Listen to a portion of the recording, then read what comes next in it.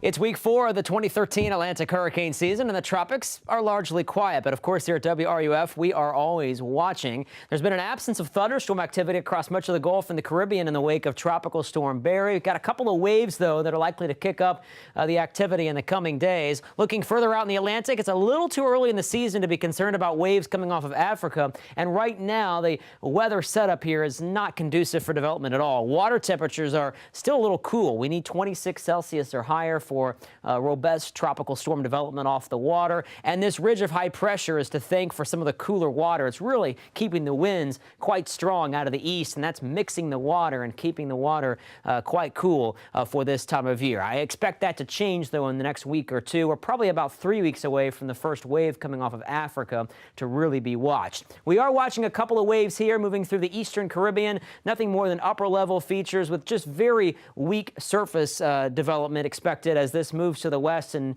likely not going to form a tropical storm. There's some thunderstorm activity there in the southwestern Caribbean, and then, of course, we have a hurricane in the eastern Pacific. So let me track the moisture with you with this wave that is going to move across the islands of Hispaniola and over to Cuba. And a lot of this tropical moisture is going to be gathering here in the southern Gulf this weekend, and some of it will be pulled northward with an approaching trough of low pressure. Troughs of low pressure, denoted by the yellow color here, is nothing that will favor development, or at least any storm moving in, but it will help to pull up some of the deeper moisture that develops in the southern Gulf and the western Caribbean, and we're going to have some unsettled weather moving up into the Florida Peninsula, I think, over the coming weekend. So no development expected in the tropics on your 10-day forecast, but there will be some unsettled conditions in the western Caribbean extended up into the eastern Gulf, and then, of course, with those tropical waves, we'll watch that closely as well.